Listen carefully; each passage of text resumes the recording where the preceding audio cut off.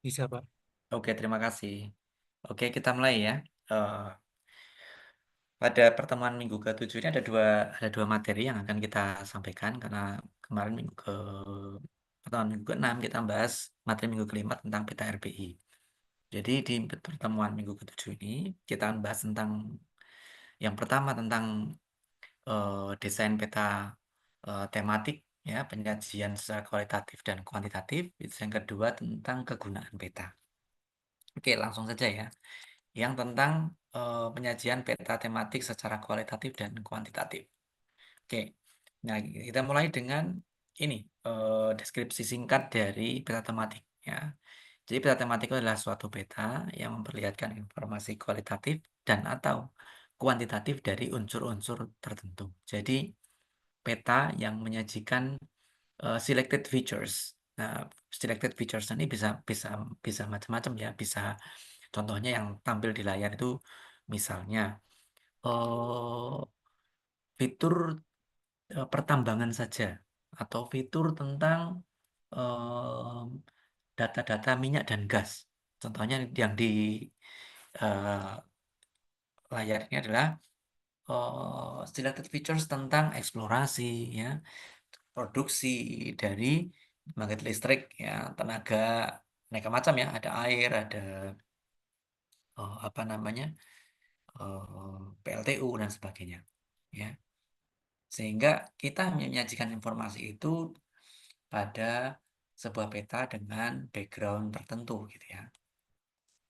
Nah, kenapa perlu membuat peta tematik? Karena peta tematik ini bermanfaat banyak. Salah satunya pastinya adalah untuk eh, mendukung perencanaan. Jadi kalau kita mau bikin perencanaan, semua data-data yang dimiliki jika dikaitkan dengan data spasialnya, ya, maka akan menjadi dukungan yang luar biasa dalam perencanaan, gitu ya. Misalnya, ini yang di contoh ini adalah data-data tentang apa namanya kepadatan penduduk di Bandung misalnya, ya, ditampilkan mulai dari yang kepadatannya paling tinggi sampai yang kepadatannya paling rendah, misalnya seperti itu.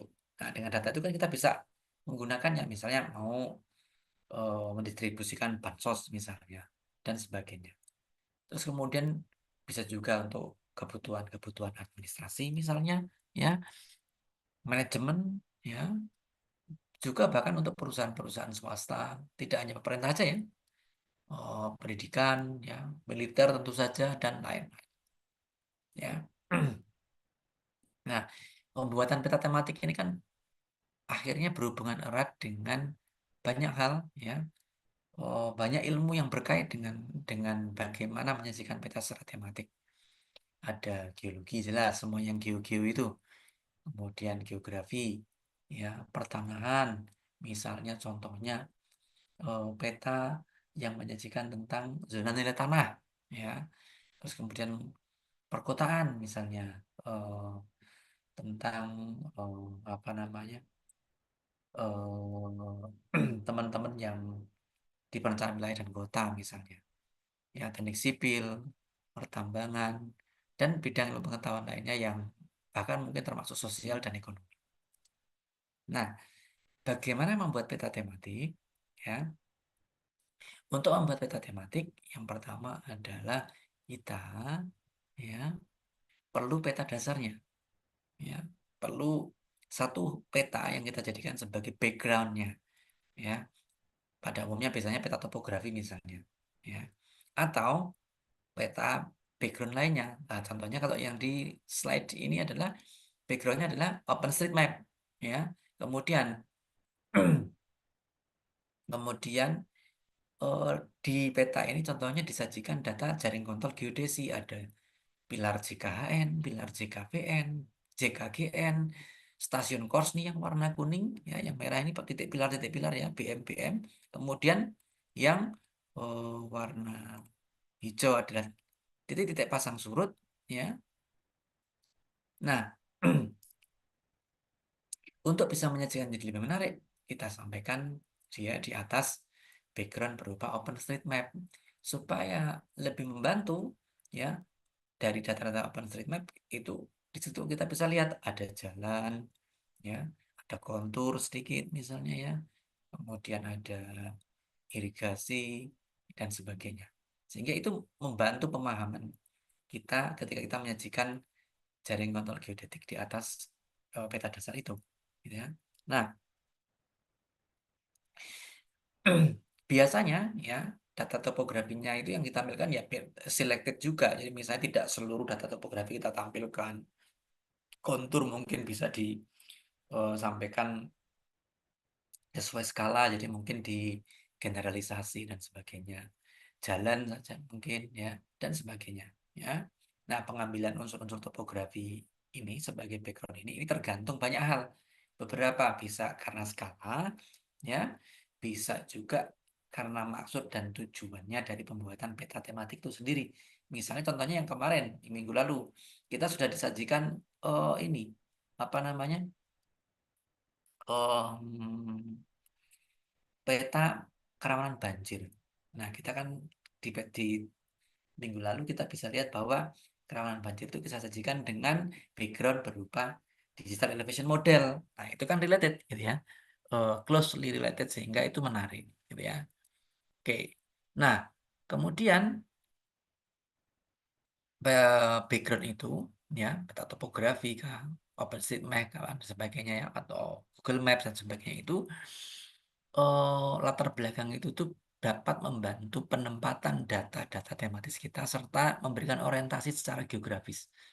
Coba kalau data kita itu tanpa itu, ya, bahkan keterangan-keterangan dari apa ya, gambaran umum yang ditampilkan di belakang di background ini ada jaringan jalan, ada apa namanya label nama tempat toponimnya dan sebagainya kan membantu orientasi kita. Oh, berarti di utara Magelang itu ada sekitar 3 nih yang dekat Magelang, misalnya seperti itu. Ya. Nah, itu kan membantu ya. Itu yang disebut sebagai membantu orientasi secara geografis. Ya. Kemudian data tematiknya ya itu bisa diperoleh ya dari hasil survei lapangan secara langsung ya, dari hasil statistik, peta statistik, atau dari sumber-sumber lainnya. Misalnya data-data sekunder kita ambil dari portal-portal miliknya pemerintah misalnya. Ya. Nah, bagaimana membuat peta tematik itu sangat bergantung kepada banyak hal ya. Jadi contohnya misalnya tadi kita ambil demnya dari BIG misalnya. Lalu kemudian kita punya data hasil memperkirakan daerah-daerah yang mungkin kalau hujan, curah hujannya tinggi bertahan selama sehari misalnya, maka daerah mana saja yang akan tergenang. Nah, itu kita sajikan sebagai selected features di atas DM-nya itu. Ya.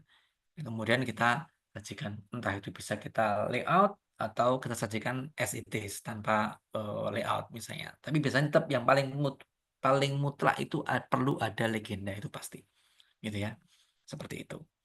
Nah, pemetaan dengan cara kualitatif itu adalah penyajian gambar ya dari data kualitatif ke atas peta berupa bentuk dari simbol yang menyatakan identitas serta melukiskan keadaan dari unsur-unsur yang ada. Contohnya misalnya di sini ya. Ini ada segitiga, ada kotak ya. Ini adalah misalnya kecamatan A, di situ ada industri kimia dan industri tekstil. Misalnya Sukoharjo ya, banyak industri. Terus kecamatan B hanya ada industri sepatu, kecamatan C ada industri tekstil saja, kecamatan D ada industri sepatu saja. Seperti itu misalnya. Oke. Terus kemudian kalau kuantitatif seperti apa? Nah, kalau kuantitatif ya penyajian gambar dari data kuantitatif ke atas peta berupa simbol yang menyatakan identitas dan menunjukkan besar atau jumlah atau banyaknya unsur yang diwakilinya. Ya, data yang disajikan secara kuantitatif berupa data yang mempunyai sifat absolut atau relatif. Ya, contohnya ya di sini misalnya ini masih tentang pabrik-pabrik tadi. Ya, contohnya kalau yang atas itu misalnya kecamatan A ada satu pabrik ya tekstil dengan pekerja kurang dari 100 orang. Nah, simbolisasinya seperti ini. di kecamatan B ada dua pabrik ya dengan eh, masing-masing yang satunya itu pekerjanya 100 sampai 500, yang satunya lebih dari 500 orang. Lalu ada kecamatan C yang terdapat satu pabrik tekstil dan pekerjanya di atas 500 orang gitu ya. Nah, dari situ kita tahu bahwa informasi itu memiliki sifat ya, bisa bersifat kualitatif, bisa bersifat order, bisa bersifat kuantitatif. Kalau bersifat kualitatif berarti ya informasi tentang perbedaan sifat dasar atau ciri-ciri dari sesuatu. Misalnya perbedaan antara tanah yang dapat ditanami, ya, padang rumput, hutan dan sebagainya. Jenis tanah itu dia kualitatif. Ya. Terus informasi yang sifatnya order, informasi tentang tingkatan yang jelas dan tidak ditentukan oleh jumlah. Misalnya administratif, mulai dari dukuh, desa, ya, kecamatan sampai dengan provinsi misalnya. Semalam daerah Jakal KM8 tuh listrik mati. Ketika saya lapor ke PLN ditanya tuh dusunnya mana, desanya mana, kecamatannya mana, kabupatennya mana. Itu sifat informasi yang sifatnya order. Ya, dalam kebutuhan tertentu itu sangat bermanfaat menyajikan informasi secara order. Lalu informasi yang kuantitatif, ya informasi ya tentang jumlah yang pasti, misalnya jumlah pegawai perhutani, jumlah kendaraan roda dua, dan sebagainya. Ya. Nah, kemudian ya, oh ya nanti kalau ada yang belum apa namanya presensi saya di akhir ujian di akhir perkuliahan akan saya tampilkan kembali ya ininya presensi QR-nya. Saya lanjutkan. Ya, lalu setiap informasi itu dari arah orang yang sedang mendapat informasi itu ada beberapa pemahaman. Ada pemahaman yang sifatnya asosiatif misalnya. Ya, ketika kita menyajikan sebuah informasi dengan variabel visual, ya, pemahaman asosiatif itu dinyatakan dengan reaksi awal dari mata kita secara spontan ketika melihat simbol di peta, lalu kita bisa melihat masing-masing dari simbol itu memiliki peran yang sama penting, itu namanya asosiatif. Ya. Contohnya misalnya kita ingin menyajikan daerah istimewa Yogyakarta, setiap kabupaten dengan warna yang berbeda. Kabupaten dan kota Madya Yogyakarta itu kan tingkat kepentingannya sama ya. Ketika disajikan dengan variabel warna, sifat pemahamannya asosiatif itu tepat. Itu contohnya. Kalau pemahaman sifatnya selektif, itu berbeda. Di sini ketika variabel visual dikatakan mempunyai sifat pemahaman selektif jika reaksi awal mata orang yang melihatnya, ya, melihat simbol tersebut itu dapat membedakan satu dengan yang lain secara cepat. Jadi kita bisa membedakan, oh ini lebih dibandingkan yang lain. Nah, itu selektif. Misalnya ya tingkat kemacetan dan sebagainya. Atau misalnya eh, ya tingkat kemacetan itu paling paling paling nyata lah ya. Lalu ada pemahaman yang sifatnya order. Variabel tampak mempunyai sifat pemahaman order jika semua simbol ya dibedakan secara spontan oleh variabel yang ditempatkan ke dalam tingkatan atau tahapan yang jelas. Ya, tadi yang apa namanya dari dusun, desa, kecamatan tadi. Yang terakhir adalah pemahaman kuantitatif. Variabel tampak mempunyai sifat pemahaman kuantitatif jika perbedaan semua simbol oleh variabel visual ya pembaca atau penikmat peta itu dapat dapat memisahkan satu dengan yang lain berdasarkan jumlahnya. Misalnya eh, daerah dengan eh, eh, kabupaten-kabupaten dengan UMR di bawah 2 juta misalnya. Nah, itu kuantitatif ya. Oke. Nah, kemudian ini yang sudah disampaikan oleh Mas Rizal, oleh Mbak Ilsya ya di praktikum kemarin itu ya, yaitu variabel visual menurut Pak Jean Bertrand ya. Ada posisi misalnya perubahan pada lokasi X dan Y. Ya, perubahan itu juga sebuah variabel visual. Terus kemudian ukuran ukuran dari geometri ya makin besar makin kecil, bentuk dari geometri segitiga lingkaran jajaran ginjal dan sebagainya digunakan untuk menyimbolkan informasi yang berbeda-beda, itu namanya variabel visual bentuk Kemudian ada variabel visual yang namanya em, ukuran atau value. Ketika kita menyajikan sebuah warna dari gelap ke terang, ya. Bisa satu warna, bisa dua warna, bisa banyak warna, ya. Dan masing-masing warna bisa menyajikan tingkat gradasi yang berbeda-beda, gelap terang, ya. Itu variabel visual ukuran, ya. Kemudian, sorry, nilai, bukan bukan ukuran. Kemudian eh, variabel visual warna, ya biasanya di sini adalah random color, warna secara random, ya change in hue at a given value, itu variabel visual color.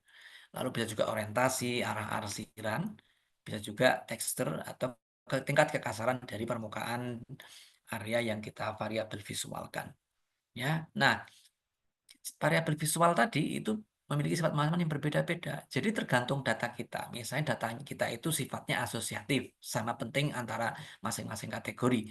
Maka ya kita boleh pakai variabel visual posisi, bisa pakai bentuk, bisa pakai orientasi, bisa pakai warna. Ya, itu bagus. Kalau pakai tekstur lumayan. Jangan pakai value atau ukuran gitu. Kalau datanya sifatnya selektif, bisa melihat membedakan satu dengan yang lain dan bisa kelihatan mana yang lebih penting, ya sebaiknya pakai warna atau boleh pakai tekstur, pakai oh, nilai, pakai ukuran, ya, tapi jangan pakai posisi atau bentuk. Kalau sifatnya tingkatan, ya direkomendasikan pakai nilai, ya value, ya atau ukuran, ya, atau mentok-mentok boleh deh pakai tekstur, tapi jangan pakai posisi, bentuk, orientasi, warna. Nah, sementara data kuantitatif itu disarankan menggunakan ukuran. Oke, nah contohnya di sini ya. Simbol itu ada beberapa hal pilihannya. Ada sifatnya geometrik yang kita membedakan satu dengan yang lain dengan kotak, segitiga, lingkaran dan sebagainya, itu namanya simbol geometrik. Bisa juga simbol yang sifatnya piktorial, menyerupai bentuk aslinya. Jadi kalau menara ya bentuknya seperti menara, kalau pohon bentuknya seperti pohon dan sebagainya, itu namanya simbol piktorial. Ini seperti kanji ya. Oke, kemudian ada juga yang sifatnya huruf, di sini label saja. Contohnya Cu untuk tembaga, karena itu kan nama unsur kimia dari cuprum ya, disingkat Cu. Ag, perak, argentum, dan sebagainya. Ya. Kemudian pada penyajian peta tematik secara kualitatif dan kuantitatif, ya, kita bisa memperlihatkan gambar dari unsur yang diwakilinya dengan bentuk, misalnya garis.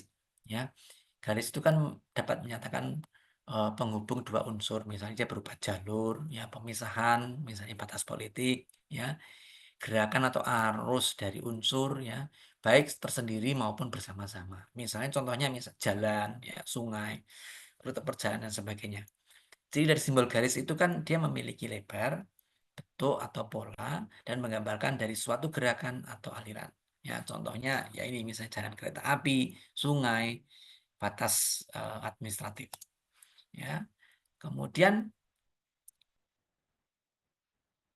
kita juga bisa menggunakan misalnya contohnya di sini ya, ya untuk peta geologi, untuk peta kehutanan dan sebagainya. Proses data ini kita bisa membedakannya dengan simbol-simbol yang seperti ini misalnya, pakai pattern tertentu dengan bentuk tertentu itu bisa juga, ya. Ini juga iya contohnya. Ketika data kualitatif tipe tanah sama penting ya, kemudian disajikan dengan ini pola tertentu untuk mewakili data tertentu. Contohnya yang ini diamond, ini dia soil tipe E, yang asterik, arsiran asterik ya. Arsiran ya ini sebenarnya pakai pola ini tuh dia pakai soil tipe B dan seterusnya. Ya. Nah, ini contoh real peta statistik Indonesia dibuat oleh BPS. Nah, saya mau nanya nih, ini kan rasio laju pertumbuhan penduduk. Nah, ini kira-kira kalau menurut teman-teman ini variabel visualnya apa sih? Coba saya tanya ke Salma Arifah. Salma, are you there? Salma, Salma,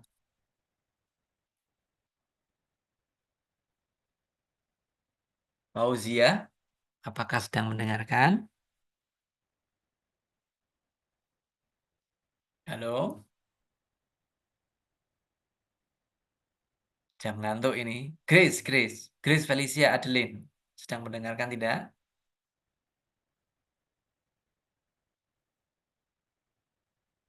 Ada yang mau bantu jawab? Ini pakai variabel visual apa kira-kira? Ukuran Pak, ukuran. Ya? Halo Damar apa? Oh, dari saya ukuran Pak.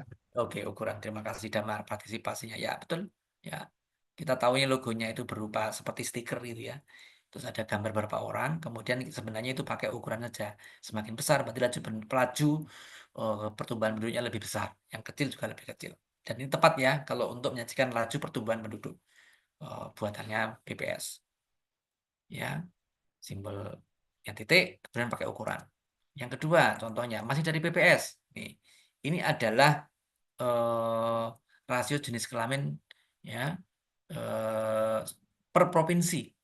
Nah, itu yang di setiap provinsi itu dia lebih banyak perempuannya itu diarsir pakai warna biru, yang lebih banyak laki-lakinya diarsir pakai warna putih, gitu ya. Nah, nah kita langsung bisa dapat informasinya ya. Tapi hati-hati kalau nyajiin peta seperti ini variabel bisa sebenarnya warna saja kita blok ya setiap provinsi berdasarkan batas administratifnya lalu kita beri warna. Di sini ada bias informasi loh sebenarnya. Ada yang tahu bias informasinya apa? Damar lagi boleh, atau mau yang lain. Ada bias informasi apa sih kalau kita bikin peta modelnya kayak gini? Kira-kira apa coba? Ada yang tahu? Ada yang ingin berpendapat?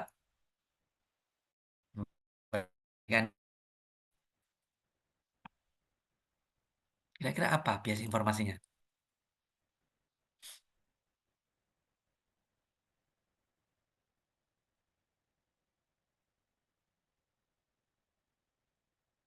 Alfonso Satrio, are you there?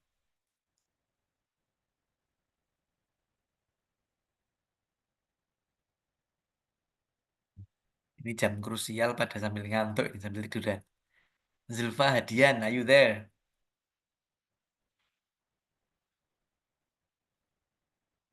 Tidak ada yang menjawab nih. Siapa ini? Tadi siapa? Halo? Coba Pak. Zulfa ya? Nah, Zulfa, menurut Zulfa kira-kira ada bias informasi apa sih kalau kita nyajiin petanya seperti ini?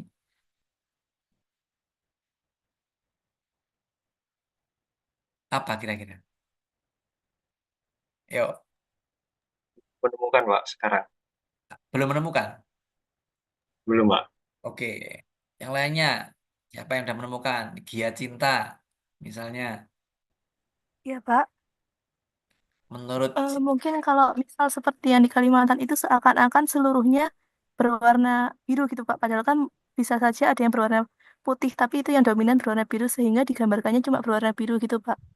oke, maksudnya Gia mungkin bisa saja di Kalimantan itu sebenarnya ada daerah yang di situ itu rasio jumlah cowok lebih banyak daripada cewek, tapi seolah-olah di situ hampir seluruh Kalimantan itu semuanya itu oh, daerah itu banyakan cewek dibanding cowok gitu ya maksudnya gitu ya Ya, Pak, seperti itu. oke saya coba betul itu betul saya coba lengkapi ya jadi gini karena spasial unitnya itu adalah provinsi padahal di level kabupaten yang merupakan bawah ya administratif di bawahnya provinsi bisa saja di Kalimantan Selatan itu ada sebuah kabupaten yang jumlah sorry rasio jenis kelaminnya itu banyakan yang cowok. Tapi secara kumulatif ketika ditotalkan ya seluruh kabupaten, kemudian diketahui di Kalimantan Selatan memang banyak yang cewek. Tingkat Kalimantan itu warnanya biru. Seolah-olah di seluruh daerah Kalimantan itu cewek lebih banyak dibanding cowok. Padahal mungkin ada satu daerah atau berapa daerah yang bahkan cowoknya lebih banyak atau jauh lebih banyak. Tapi karena secara kumulatif dalam spasial unit provinsi itu banyakkan yang perempuan sehingga disajikan seperti itu. Itu namanya bias informasi gitu ya. Itu yang pertama. Terima kasih Gia. Yang kedua, kira-kira apalagi kira-kira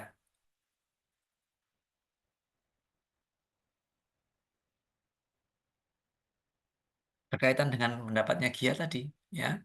Oke, kalau kita mau apa bikin lebih singkat adalah dengan memanfaatkan batas administrasi, ya, kemudian dia diarsir atau diblok warna tertentu, sebenarnya bias informasinya jelas sekali. Seolah-olah ini secara kumulatif di Indonesia ini lebih banyak yang ceweknya dibandingkan cowoknya. Nah, cowoknya yang putih ini sedikit sekali.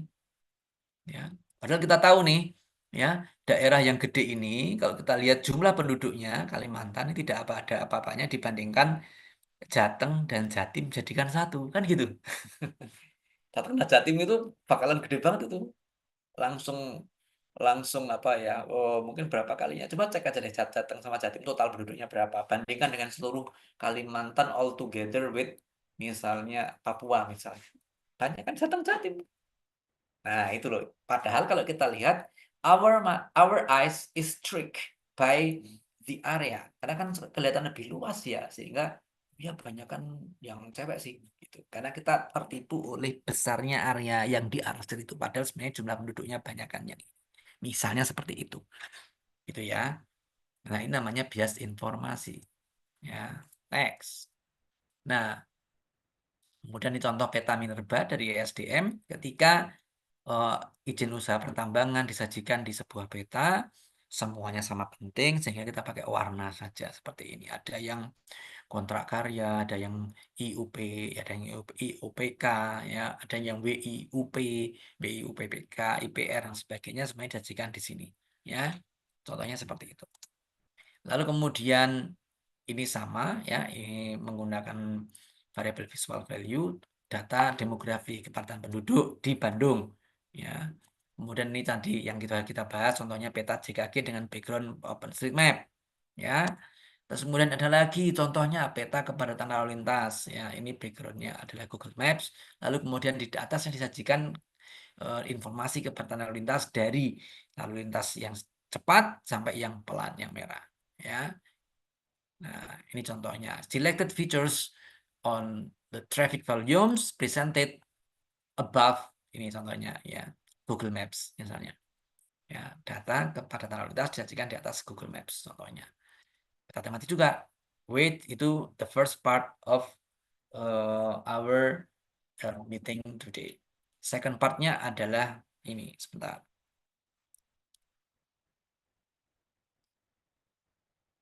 Ya, setelah kita tahu bahwa peta tematik itu bisa kita sajikan untuk banyak hal ya, yang data-data yang sifatnya kualitatif, kuantitatif, order, sifat pemahamannya berbeda-beda, ya, kebutuhan yang ingin di supply dengan peta itu tuh bisa bermacam-macam. Maka suatu ketika misalnya nanti teman-teman udah bisa bikin matematik, kita itu perlu mengakses seberapa useful sih peta yang kita bikin, gitu ya. Kita perlu melakukan asesmennya, ya, kegunaan dari peta itu. Kita perlu menganalisisnya, ya. Nah, bahan kuliah yang part 2 ini, ya, ini saya sajikan, ya, merupakan modifikasi dari tulisan Pak Menno Jean Prat, ya. Ini adalah pembimbing S3-nya Pak Trias dulu ketika beliau S3 di Belanda. Materi tentang Evaluating Maps for Usability, The Relevance of Cartography, ditulis pada winter 2018, ya, dari ITC, ya, beliau Belanda. Oke. Kita mulai dengan tulisan Pak Menno Jean Prat itu menyatakan para kartografer, ya, merancang dan membuat peta itu biasanya untuk mengkomunikasikan informasi tentang fenomena yang terjadi di suatu tempat di planet kita, ya, gitu. Contohnya, sangat sederhana. Ini contohnya adalah ketika saya pakai Google Maps, lalu saya search toko buku, ya, maka tampillah ini di device saya, di laptop, di iPad, ya, di tablet, di handphone, muncullah informasi seperti ini. Rumah saya kan di sekitaran Jakarta KM8 nih. Ketika saya search, maka ya Google Maps akan menyajikan seluruh toko buku di sekitar rumah saya, gitu ya. Dan ini bermacam-macam ya, ada yang toko buku tulis saja, ada yang toko buku bacaan dan sebagainya, ya. Contohnya ini toko buku sosial agensi. Ini kan sebagian besar adalah buku bacaan, tapi dia juga sedia buku tulis. Yang seperti ini mungkin akal buku ini punyanya Gus Magelangan. Ini buku-buku sastra biasanya, ya. Yang toko buku anak Dunia Gigi ini mungkin banyak kan buku anak-anak dan sebagainya, ya, dan sebagainya, ya. Kemudian di peta ini juga muncul informasi kepadatan lalu lintas, nih contohnya, ya. Kita bisa cek juga lalu lintas langsung di pagi hari, saat misalnya saya pas ngecek ini, atau bisa juga lalu lintas pada umumnya. Google memberikan trennya, contohnya seperti itu. Itu informasi yang sederhana saja sebenarnya. Pakai Google Maps di belakangnya, di depannya diberi informasi selected features. Contohnya kalau kasus yang saya search tentang peta apa namanya toko buku tadi itu kan berupa balloons ya, balon-balon dengan kategori tertentu warna apa, kategori A warna biru, kategori B warna hijau dan sebagainya. Ketika saya melakukan search, yang saya search yang related itu akan di-highlight dengan warna merah kalau kita pakai Google Maps contohnya. Itu contoh secara teknis bagaimana menyajikan datanya, ya.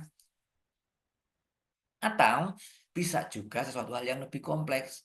Kartografer ya dapat mengeksplorasi topik yang lebih kompleks seperti hubungan antara ratusan gunung berapi. Contohnya di Krakatau pada waktu itu, ya. Berapa waktu yang lalu, lama sekali udah, ya. Ya, ketika Krakatoa itu dia dulu erupsi besar, ternyata ya abu vulkaniknya itu sampai melintas ke sini. Afrika kena, Madagaskar kena, Amerika kena, terus masih ke sana, ya. Dan ini kita tahu ini pakai variabel visual, sequential color, mulai dari yang paling parah merah menuju orange, kuning, hijau, dan yang terakhir itu biru. Itu masih ada sisa-sisa abu vulkanik yang sampai Papua. Seolah-olah dia sebenarnya dekat dengan selat selat apa namanya? Selat antara Sumatera dan Jawa ini, ya. Eh, tapi sebenarnya dia itu melewati sana dulu ke arah barat, lalu kemudian baru balik lagi ke sini, ya. Kenapa bisa seperti itu? Ya pasti seperti itu. Ingat bahwa our Earth is revolving from west to the east, gitu ya. Jadi kan kita berputar seperti ini, ya, bumi kita berputarnya kan ke arah sana, sehingga ya kalau ada gunung erupsi gitu, maka dia akan ke bawah ke barat. Bayangkan ini berarti hampir menyelesaikan satu putaran penuh bumi, ya. Abu vulkaniknya luar biasa ketika Krakatau dulu meletus, gitu. Dan ingat yang biru ini tinggal sisa-sisa saja, ya. Dan itu sampai seminggu ke depan, ya, dari kejadian Krakatau meletus, ya, mempengaruhi cuaca di berbagai lokasi di dunia, bahkan di benua yang lain. Nah, kemudian peta juga kita bisa sajikan, contohnya di sini adalah menyajikan foreign parentage, ya. Ketika apa ya? Pemerintah Amerika Serikat itu menyajikan ini tingkat apa ya? Foreign parentage, ya, berarti apa ya? Orang tua yang bukan asli dari Amerika, gitu ya. Jadi contohnya misalnya bisa jadi ayahnya Amerika, ibunya tidak, dan sebagainya, lalu kemudian punya anak, gitu ya. Nah, itu foreign parentage. Atau memang totally foreign, misalnya masuk foreign parentage juga, dua-duanya misalnya imigran masuk ke Amerika lalu punya anak, tapi kemudian mendapat warga negara Amerika, yaitu foreign parentage, malah secara mutlak seperti itu, gitu ya. Ya. Nah, ini bisa kita lihat kemudian disajikan sebagai persentase mulai dari 0 sampai 69%. Jadi contohnya di daerah-daerah yang gelap ini adalah daerah-daerah di Amerika di mana foreign parentage-nya sampai dengan 69%. Sementara yang daerah yang putih itu boleh dibilang tidak ada, gitu, ya. Dan sebenarnya mungkin bisa jadi ini berkaitan dengan demografi. Foreign parentage ini berkaitan juga dengan urban atau rural, ya. Artinya kan kalau orang misalnya pergi berimigrasi mungkin lebih memilih kota, ya, karena mungkin cari duit lebih mudah, ya, dan sebagainya, sehingga ada bisa jadi ada sebuah tren di mana foreign parentage di Amerika itu di daerah perkotaan urban itu lebih lebih tinggi tingkatnya dibandingkan di rural.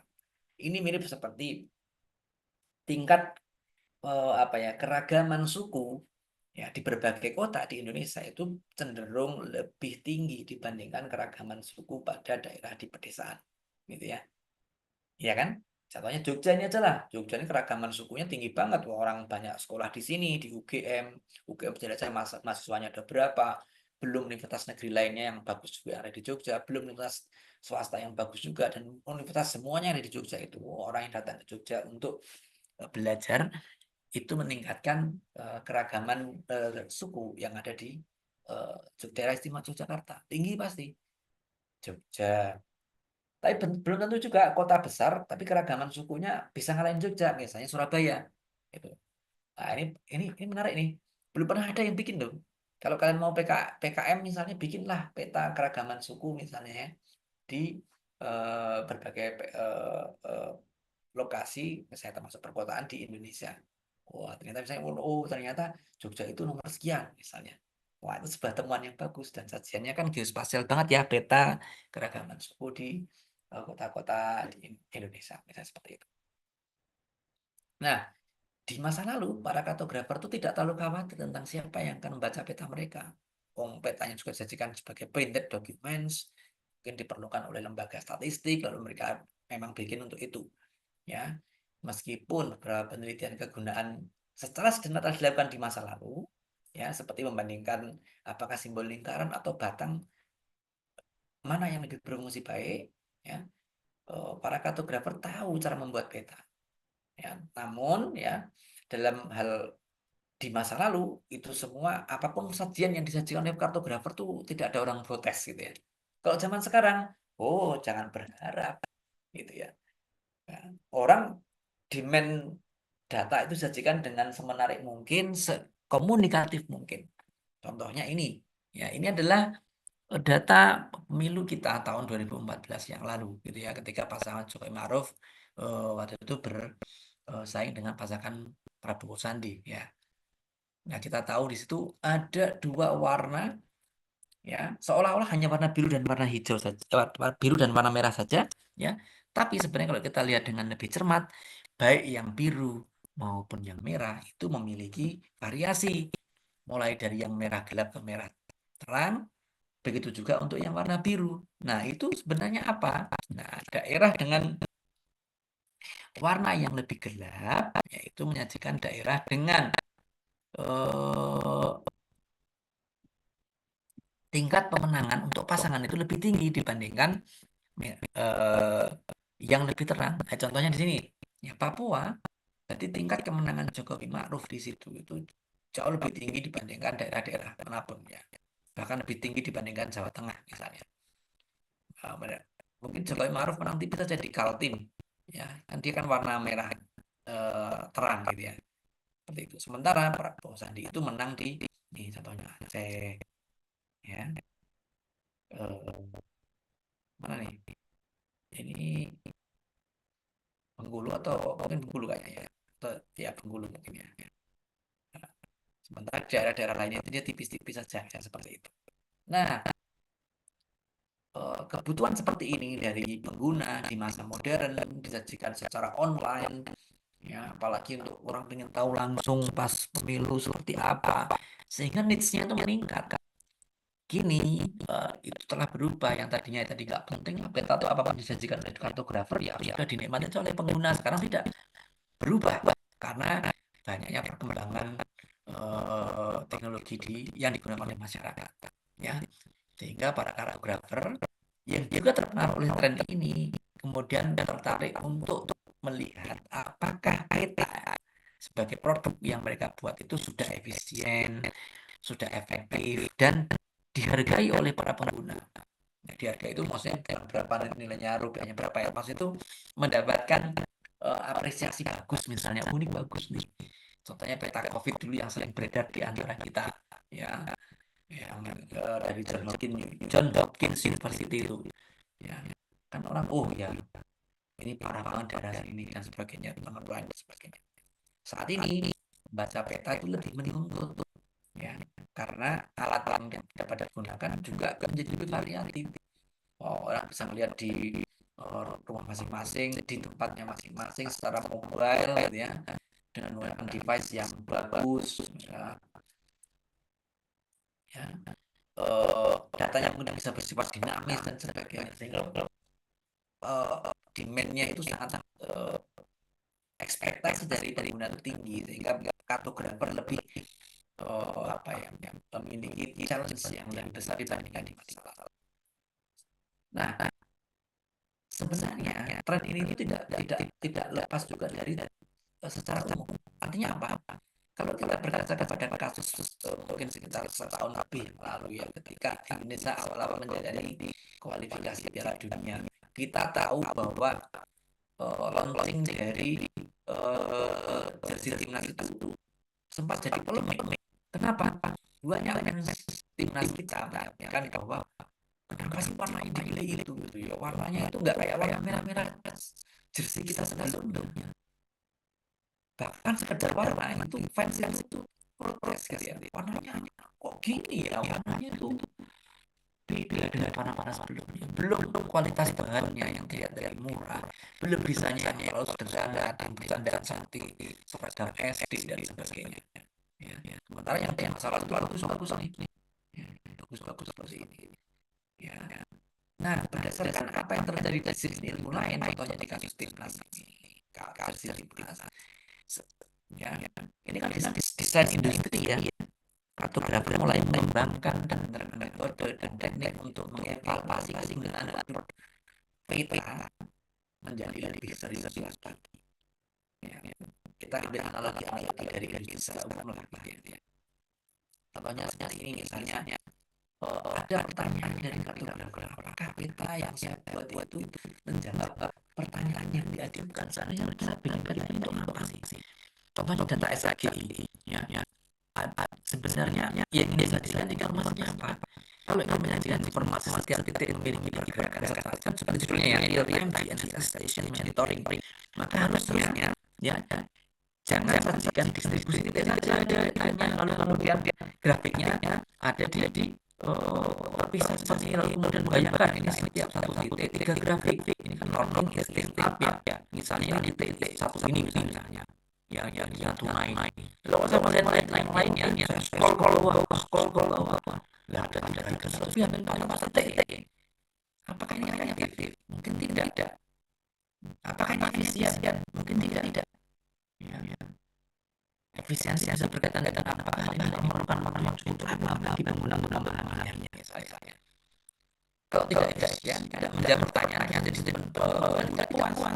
Ya. Ini kepuasan apakah kita tersebut menyenangkan untuk dilakukan. Kemudian ketika kartografer menguji, ya, contohnya data yang dari KMN, yang saya klik KMN, kemudian, ya.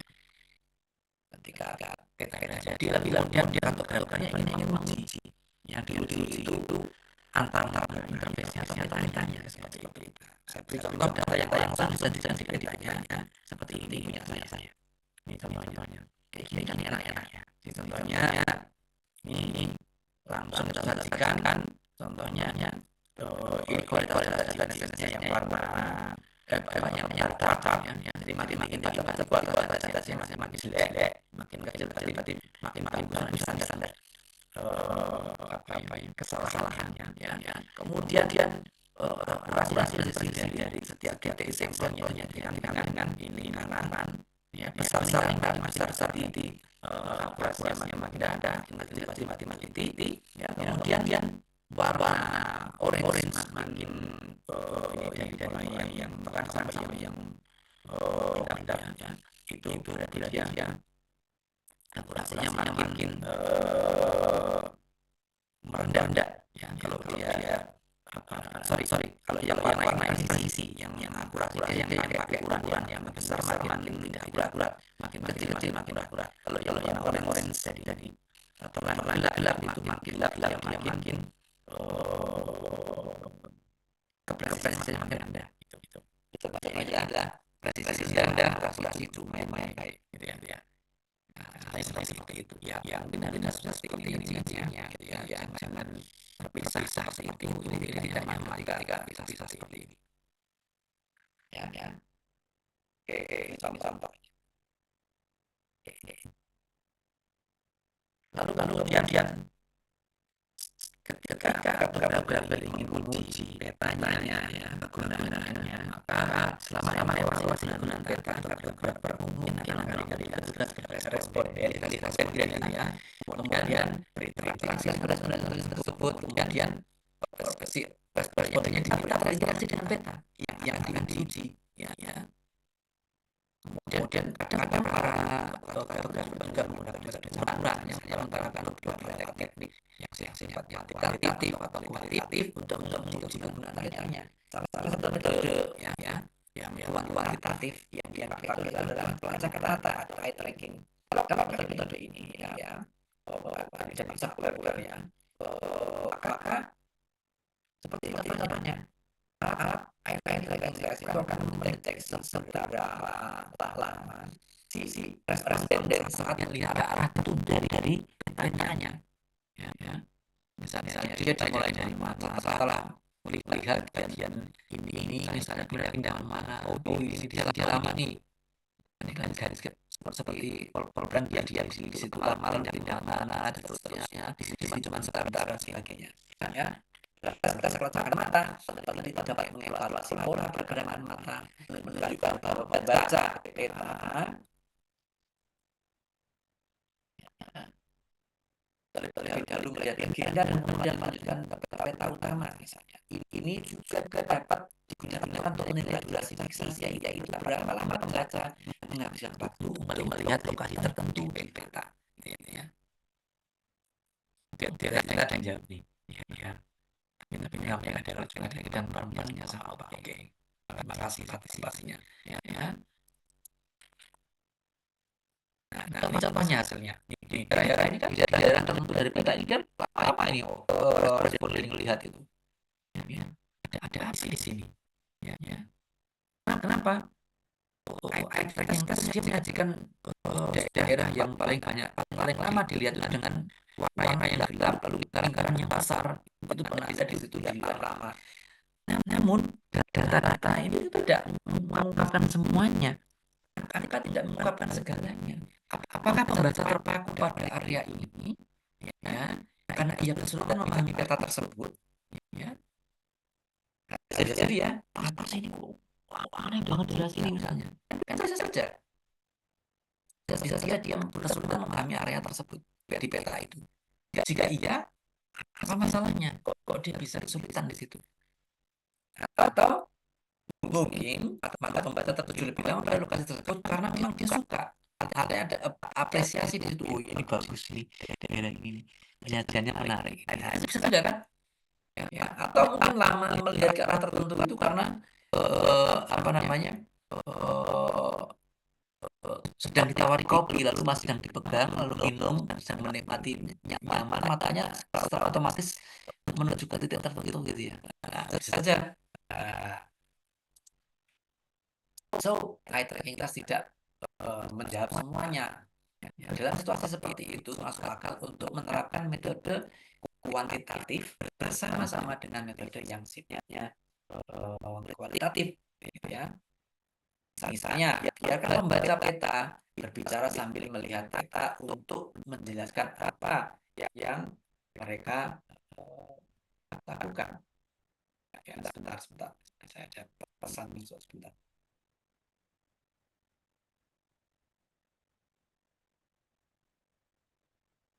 Dalam contoh tersebut, jika pembaca peta mengatakan, wah, ini ada kekacauan visual, Mas, menyulitkan saya untuk mengikuti garis yang melacak pesawat. Ya. Kartografer kan langsung mengetahui, oh, mengapa dia terpaku pada titik tertentu itu, begitulah ternyata memang sajian informasinya membingungkan, gitu ya. Saya seperti itu.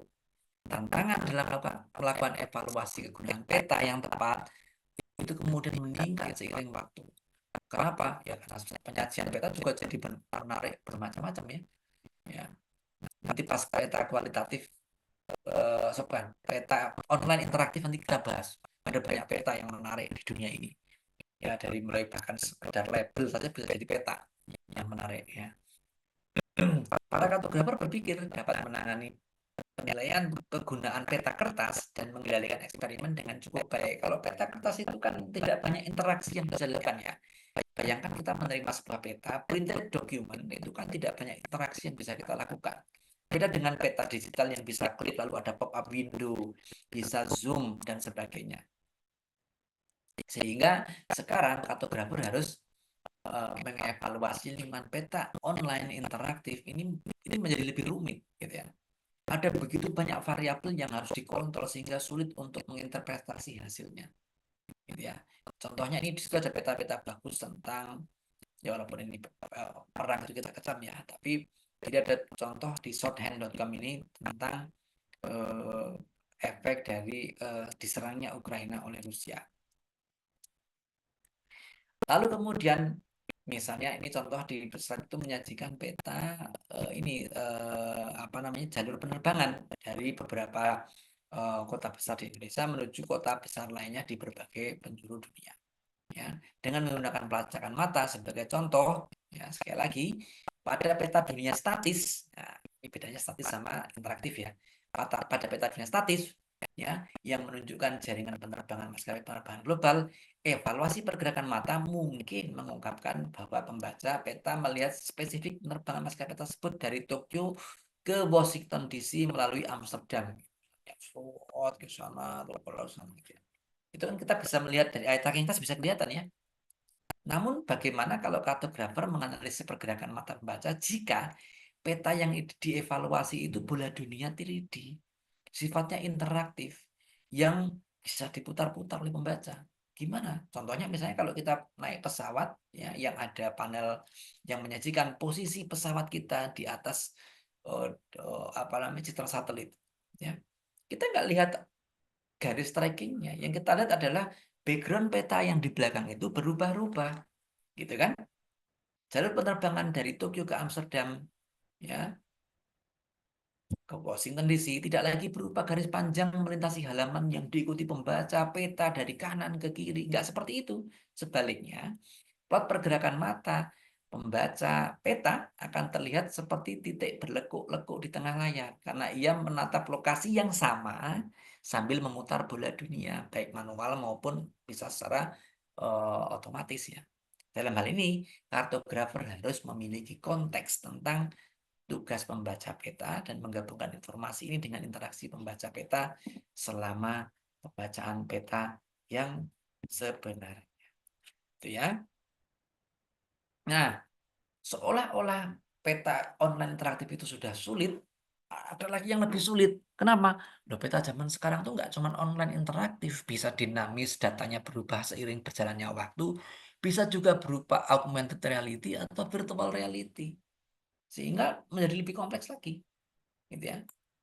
Contohnya adalah dalam peta-peta VR, sebentar saya geser, ya. Menarik banget, terutama bila dikombinasikan dengan pemetaan 3D. Hal ini karena meskipun melihat peta 3D pada layar 2D masih menyebabkan kekacauan visual, tidak semua orang bisa memahaminya ya dengan mudah. Misalnya, melihat peta 3D dalam lingkungan VR diharapkan dapat menghilangkan sebagian kekacauan tersebut. Nah, bagaimana contohnya kalau VR? Ya, ini saya coba loading ini. Ini adalah ini ya contoh skripsi buatan mahasiswa saya. Ya. Nah ini tapi dia karena datanya besar mungkin loadingnya agak lama ya. Jadi saya klik dulu ya. Sambil saya coba sajikan yang mungkin yang lebih ringan ya. Yang teknik yang sama tapi yang Masjid Al-Mustadam. Ini lebih ringan ini. Ini masjid tercinta kita tuh ya di selatan kampus kita, di selatan Taman HGS ya.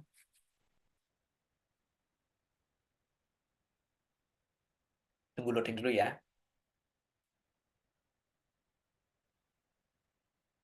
Nah, ini contohnya. Ya, ini kita lihat kita menghadap ke arah selatan karena belum semuanya ya. Kalau semuanya perlu lama tuh bikinnya. Ini baru masjidnya doang. Kita bisa lihat ke sana. Ya, oke. Ya, terus kemudian kalau kita bisa menggunakan ASDW untuk berjalan sama seperti kita bermain Minecraft ya. Lalu kita bisa pakai gunakan mouse-nya juga. Kalau mau naik tangga pakai spasi, spasi, naik, naik, naik, naik. Iya, seperti ini ya. Kita bisa melihat muter juga. Seperti apa sih ya? Kita masih bisa naik lagi juga. Ini hasil skripsi kakak kelas kalian ya, namanya Mas Yudanto. Bimbingan skripsi saya dulu. Ya, naik lagi, itu melihat ke taman sana bisa, ya, ya. Nah, lompat. Iya, lihat keluar. Wah, itu ya di luar sana. Seperti itu, ya. Naik lagi juga bisa mau ke lantai yang lebih atas. Cuman kadang-kadang karena dia collisionnya kurang rapi, kadang-kadang jatuh lagi kita. Ya, jadi harus jalannya agak pelan-pelan. Ya.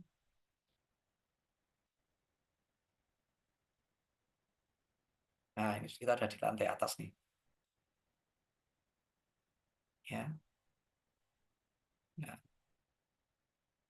oke.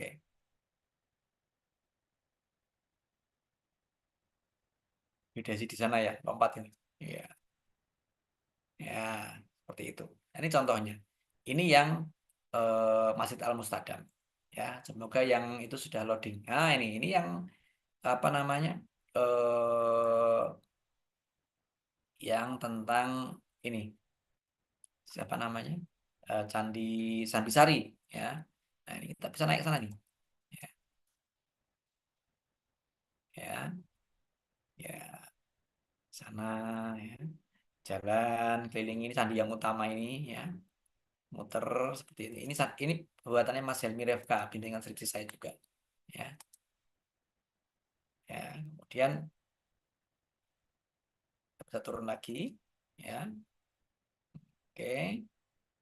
Nah, kalau mau lihat seberapa detail sebenarnya luar biasa ya skripsi. Ini untuk skripsi sebenarnya menurut saya luar biasa. Ya, nih kita lihat nih seberapa detail. Ya, nah itu. Nah, ini. Nah, kita kalau mau mengakses kegunaan ini bagi pengguna, itu kan aspeknya pasti kompleks banget ya. Macam-macam nih. Mau kita nanya banyak hal. Kalau kalian belajar tentang usability 101, banyak banget yang bisa kita gali. Kita bikin kuesioner, nanya ke responden apa saja gitu ya. Cuma waktu itu karena ini skripsi dan skripsi yang baiklah yang selesai, waktu itu yang dilakukan oleh Mas Helmi Refka itu seperti ini. Ya, dia bikin kuesioner, tanggapan pengguna, ya, visualisasi secara virtuality kompleks Candi Sambisari. Ya, ada salam gitu kan. Kemudian eh, untuk sementara ini visualisasi hanya dihentikan dengan browser pada PC atau laptop ya. Bagaimana seorang kartografer mengukur apa yang terjadi di dunia maya ini? Mengingat adalah sebuah pengalaman yang baru yang berbeda. Tidak semua orang bisa. Yang diminta respondennya siapa gitu. Kaitannya gini loh. What is the urgency of creating a virtual reality for Sambisari Temples? Enggak semua penggunanya itu seperti kita yang biasa main Minecraft gitu ya, atau main Roblox misalnya yang biasa 3D seperti itu. Mungkin penggunanya orang-orang apa namanya balai konservasi, penggunanya bisa jadi orang-orang budaya, orang-orang sastra, orang-orang tourism yang mungkin belum terbiasa dengan VR, sehingga mungkin pusing pakainya. Kalau kita ngambil sampelnya hanya orang-orang di dunia geospasial, apalagi yang muda, yang biasa main game, ya mungkin, oh ini pakai Unity ya, aku tahu bagaimana cara menggunakannya dan sebagainya, gitu ya. Setelah berhasil membuat peta dengan teknologi baru seperti VR ini, tugas seorang kartografer belum selesai. Kita harus bisa menilai apakah produk peta tersebut, yaitu itu bagus. Oleh karena itu kita harus melakukan evaluasi peta yang seringkali memerlukan pendekatan yang berbeda, serta pengembangan metode dan teknik evaluasi yang baru. Nah, contohnya kita bisa saja tanya dulu. Tadi kan ada landing page-nya ya, ada webnya. Kita tanya websitenya bagus, enggak, mudah dipahami tidak. Apakah saja menarik? Apakah informasi yang disajikan di website sudah lengkap, termasuk bagaimana menggunakan navigasi SDW dan mouse tadi buat orang-orang yang belum pernah melakukan main game 3D seperti itu. Apakah simbol ikon dan sebagainya bisa dipahami dengan mudah? Ya, apakah loading visualisasi dapat dilakukan dengan cepat, misalnya seperti itu. Ya, ya. Kemudian eh, contohnya, apakah kontrol bergerak seperti melompat dan sebagainya mudah digunakan? Apakah model 3D terlihat realistis? Banyak yang bisa tanyakan ya. Apakah visualisasinya menarik? Apakah visualisasi terlihat dinamis saat bergerak? Tidak terjadi lagging? Apakah Anda terkesan dengan visualisasi tersebut? Dan seterusnya. Banyak sekali yang bisa ditanyakan. Lalu orang bisa kita minta kasih rating 1 sampai 5 gitu ya. Kemudian kita bisa dapatkan angka rata-ratanya di berapa. Lalu kita bisa menyimpulkan bahwa ini itu sedemikian usable gitu ya. Nanti ada banyak lagi prinsipnya, misalnya kita pakai ISO, saya lupa ISO sekian yang ada learnability, ada efisiensi, ada apa namanya error ya dan sebagainya. Kita bisa gali aspeknya dari banyak sisi seperti itu ya. Oke, kalau ada pertanyaan saya persilahkan untuk kuliah kali ini sampai di situ ya. Kalau ada pertanyaan saya persilahkan. Saya tekankan di sini bahwa ini keluar di UTS ya, apa yang dijelaskan di hari ini. Saya stop share dulu. Siapa yang mau nanya dipersilahkan. Kalau mau apa namanya presensi yang tadi belum presensi dipersilahkan nih yang mau presensi. Sebentar.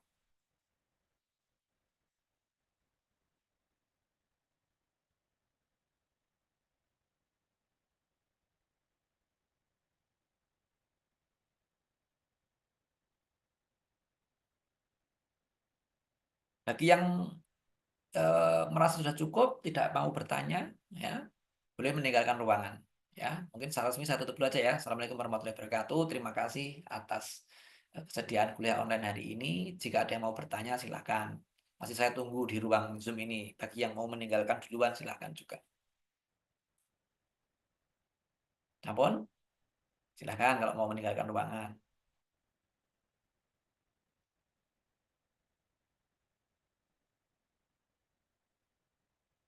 Oke, ini ada tanyaan dari Zidan ya. Izin bertanya Bapak, ketika uji kegunaan peta yang sering digunakan yakni meminta responden melihat peta tersebut dan melihat durasi pemahamannya.